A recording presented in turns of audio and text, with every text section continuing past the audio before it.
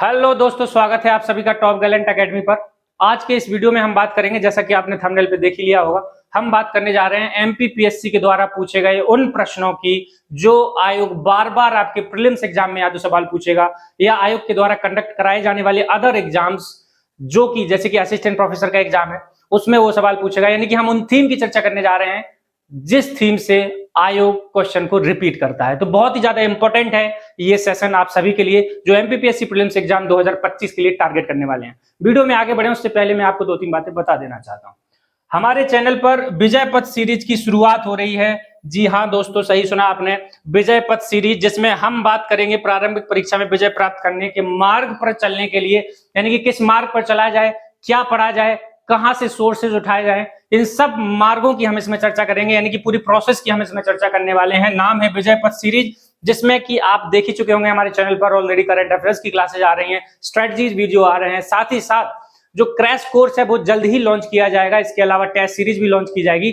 तो विजय पथ सीरीज जो है वो एक कंप्लीट गाइडेंस होने वाली है उन सभी एस्पिरेंट्स के लिए जो एमपीपीएससी प्रीलिम्स का एग्जाम, आपको बता दें एमपीपीएससी का जो प्रीलिम्स का एग्जाम है 2025 वाला 2025, जैसा कि आयोग ने एक नोटिस निकालकर बताया था कि एग्जाम जो है वो 16 फरवरी 2025 में कंडक्ट कराया जाएगा। तो इसी को ध्यान में रखते हुए हम लोगों ने, यानी कि टॉप गैलेंट की टीम ने विजय पथ सीरीज की शुरुआत करी है।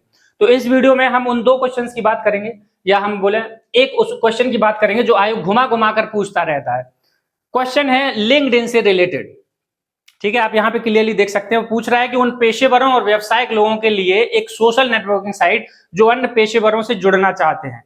इंग्लिश में भी मैं क्वेश्चन को पढ़ दूं कि a social networking site for professionals and business people who wish to connect with other professionals is, कौन सी साइट है वो कौन सी साइट है जिस पर जो है कि जो पेशेवर लोग हैं वो दूसरे पेशेवर लोगों से कनेक्ट हो सकते हैं, वो है लिंक्डइन। इसका आंसर है। ये आयोग ने प्रीलिम्स 2024 में सवाल पूछा था और सेम सवाल फिर से रिपीट हुआ। आपको बता दें कि ये जो एग्जाम हुआ ये इस वाले एग्जाम से, प्रोफेसर का जो 2022 वाला एग्जाम हुआ था उससे पहले हुआ था। तो पहले आयोग ने ये वाला सवाल पूछा, ठीक है, और फिर इसी सवाल को फिर से रिपीट करके पूछा थोड़ा सा अलग फॉर्म में कि बताइए भैया वो प्रोफेशनल नेटवर्किंग साइट लिंक्डइन का स्वामित्व किसके पास है। ठीक है, तो आप क्लियरली देख सकते हैं इसका आंसर माइक्रोसॉफ्ट है। लेकिन मैं इससे रिलेटेड दो चार और फैक्ट आपको बताना चाहूंगा, वो इसलिए क्योंकि जो अगला एग्जाम आने वाला है 16 फरवरी 2025 को जो प्रीलिम्स होने वाला है उसमें अगर फिर से आयोग घुमा के या इसी तरीके से कोई क्वेश्चन रिपीट करता है तो आपका वो छूटे ना। ठीक है, तो फिर से हम चलते हैं अपने वापस उस क्वेश्चन पर जो एमपीपीएससी ने प्रीलिम्स 2024 में पूछा था। आंसर तो इसका लिंक्डइन है।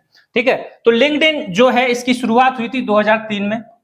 ठीक है, और जो पेशेवर व्यवसायिक लोग हैं उनको आपस में कनेक्ट करने का काम करते हैं, जिसको नौकरी चाहिए, कुछ चाहिए, जो कनेक्ट होकर ये ढूंढना चाह रहा है कि भैया कहाँ पे जॉब्स अवेलेबल हैं, तो ये सब कुछ इस वेबसाइट पर आपकी क्वालिफिकेशन के अकॉर्डिंग अवेलेबल होता है और उसके अकॉर्डिंग आप उनसे कनेक्ट कर सकते हैं। ठीक है, तो एक ये फैक्ट आप याद रखिएगा, 2003 में इसकी शुरुआत हुई थी। अगर हम ट्विटर की बात करें स्पेसिफिकली, तो ट्विटर की जो शुरुआत हुई थी वो हुई थी 2006 में और 2023 तक। ठीक है, अब सवाल यह है कि भैया मैं 2023 क्यों बोल रहा हूं।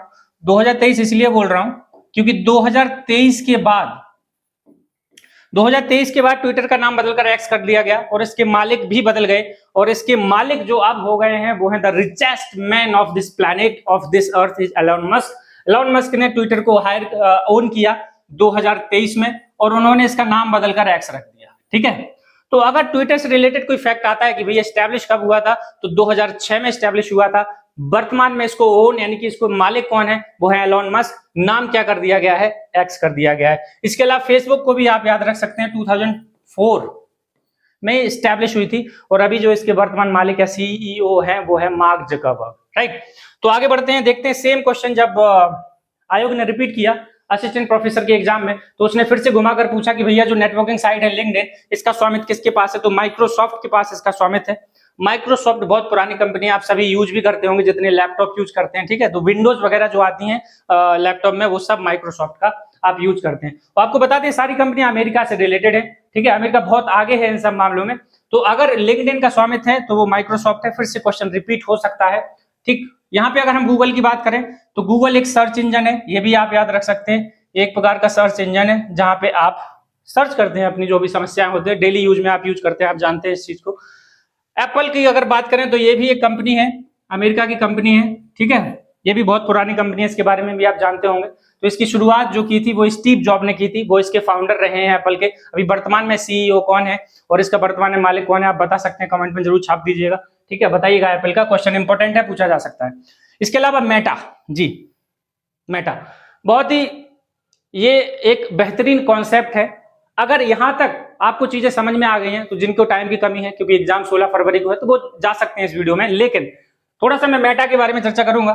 मेटा के बारे में चर्चा करूंगा तो वो लोग जो थोड़ा सा जानने के लिए उत्सुक हैं, थोड़ा सा मैं इसके बारे में बताऊंगा कि मेटा है क्या आखिरकार।